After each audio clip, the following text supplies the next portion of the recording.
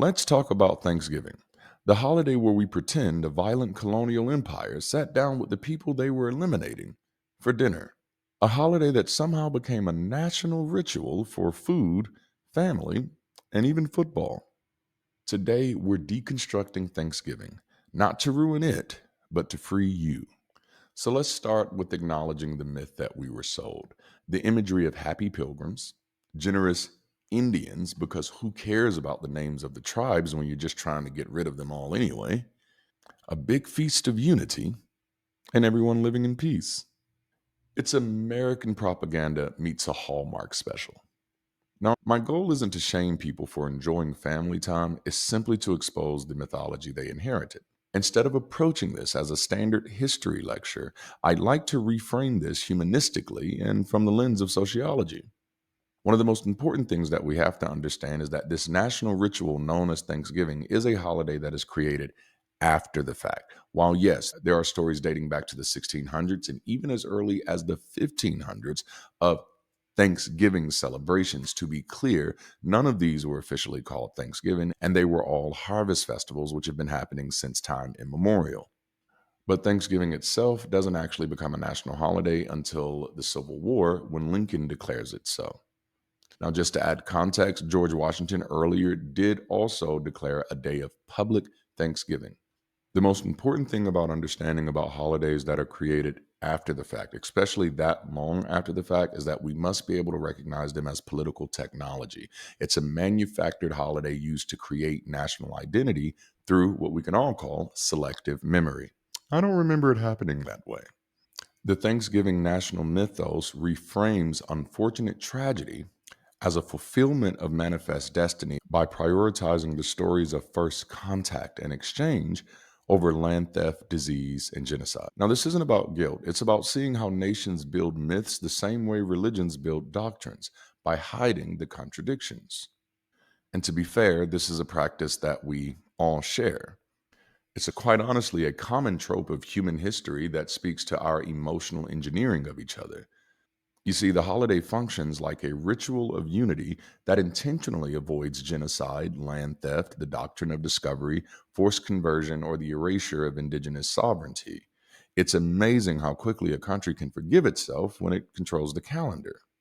There's a tad bit of sickness to this because out of all of the things to attach being thankful for, out of all of the dates in American history to attach to being thankful for, out of all of the history in American culture that you could attach to be thankful for, to literally attach your day of Thanksgiving, your moment of Thanksgiving, to a moment that is historically the precursor to genocide, and land theft, it's kind of like saying the quiet part out loud. The alleged alliance of the historical Thanksgiving was simply survival under duress. Their population had already been decimated by foreign diseases. Colonists were already expanding relentlessly. Within a generation, there were wars, massacres, and enslavement. You don't honor people by rewriting what happened. You honor people by telling the truth about what happened. So let's talk about how Thanksgiving became a feel good holiday. It represents a cultural shift in the American ethos. Somewhere around the 1800s, government leaders became obsessed with creating a national mythos in order to deal with the aftermath of the Civil War. A fragmented society, South, North, Black, White, foreigner, citizen, immigrant, original. So school textbooks started sanitizing colonization, started changing the narrative, transforming a story that began as the Thunderdome into a melting pot. Churches started reframing present circumstances as the promised good. So, therefore, the ends had justified the means. This was God's plan all along. Political leaders then started using holidays to create cohesion and distraction, which leads to the inevitable consumerism. And that's where capitalism comes in, completely undermining the history and turning the holiday into travel, turkey, and traditions. Only America could turn colonization into comfort food. Now, that's the easy part. That's the low hanging fruit, hitting all of the things that's wrong with Thanksgiving. But to be clear, that's what's wrong with Thanksgiving, the holiday. There's nothing wrong with giving thanks. Like, what if gratitude doesn't require myth? What if connection doesn't require historical amnesia? You can use this day for whatever you want. It could be a day of truth telling, a day of reflection, a day of honoring Indigenous communities, a day for gratitude rooted in reality, not reconciliation theater, a day for examining the systems we inherited and the world we're trying to build. What if we rose into a new tradition, one that doesn't rely on erasure but on awareness? Why waste a day to prove a point? And to whom are you proving that point to? Now, rituals don't make us more or less human, but truth does. And the more honest we are about the past, the more possible the future becomes. So this year, don't just celebrate, interrogate, remember, and rise. I get it. It's cute to sit the holiday out. It's symbolic and it feels righteous.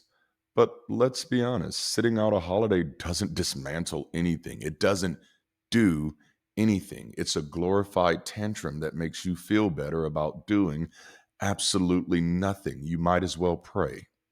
Abstaining is a statement, but transformation is an action. And that's where the revolutionary reality comes in. And to be clear, I support revolutionary behavior, not reactionary tantrums. Because here's the truth that most people miss: the United States gives you a paid day off, a sanctioned pause that you can use to repair the world around you. Now, whether or not you celebrate the myth, you still have the moment. So the question is, what will you do with it?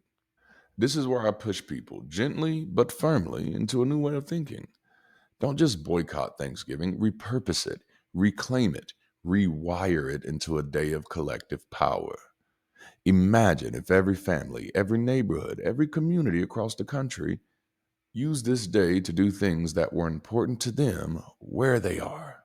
For example, like building social cohesion, not the forced, superficial, everyone pretend we're getting along kind, but real intentional bonding. Time where people talk, organize, plan, strategize, and imagine together. Time where you gather your people and say, what future are we building? What burdens are we carrying? What do we need to heal from? And what can we start today? This is how movements begin. What I find from most reactionary individuals is that you've just become masters of wasting your time and calling it useful. Damn, that was good. You can also host service projects with purpose.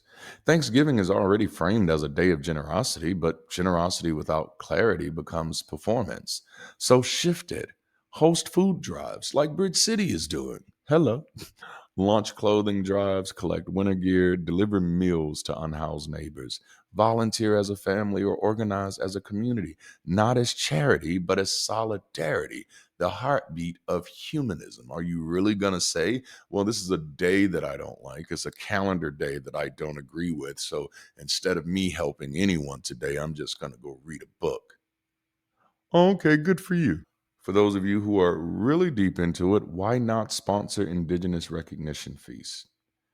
Not the let me save you theater of benevolence, but genuine, humble recognition. Give financially, show up, amplify voices, partner with Indigenous led organizations. Learn the actual tribal histories of your local area. Don't just leapfrog because of the sensationalism. Actually do something of substance. Imagine families across America saying, today we honor the people whose land we occupy. And what an example could that set for others across the globe? That's how you turn a myth heavy holiday into a moment of reckoning and repair. Here's the part that most people miss. This is something I've been encouraging African American families and communities to do for over a decade. Transform family time into liberation time. Okay? Family gatherings are fertile ground for revolution, not the political arguing kind, but the generating healing kind. What if this holiday became the day your family sat down and intentionally every year confronted inherited dysfunction? What if we identify generational patterns? What if we name the wounds that no one talks about, set goals for healing and growth, and committed to breaking cycles instead of repeating them? And you do it slowly, gently, intentionally, repetitively, not through conflict, but through curiosity and consistency. This is how families evolve. This is how communities rise. This is how cultures change from the inside out. Anything else is bullshit and a scam. This is the truth. This is the way.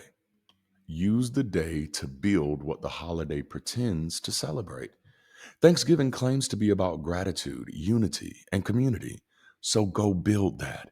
For real.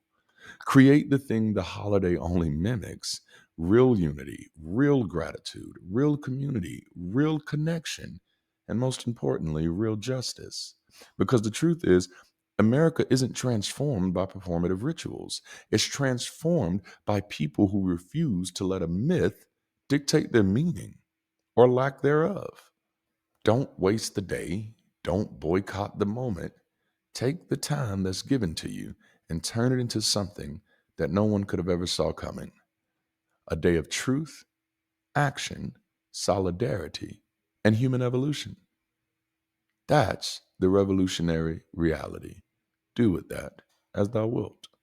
Thank you for joining me for today's conversation. Listen, man, I am so excited as we're going into the holiday season. We have big things going on at Bridge City Global. Open House Week begins this weekend. I'm changing the studio around and everything because we're starting a new series entitled Flight School on Sunday sessions. And then we're having one hell of a party that afternoon that's going to last us damn near 8 days straight. If you love to be a part of it, if you love to be in on it, the best thing for you to do is to tap in. But now there's a new way to tap in. How do you do it? Go to bridgecity.app. Bam. And if you're really about that life, go to bridgecity.app/start here so you can actually get started. The links are in the description. And if you want to support the movement that we're making, the community that we're building, man, the best way that you can do it, number one, is to get involved. And number two, start supporting today. Next week is Giving Tuesday for Bridge City, and we'd love to have your support. All right, that's all I have for now, y'all. Until next time, keep rising.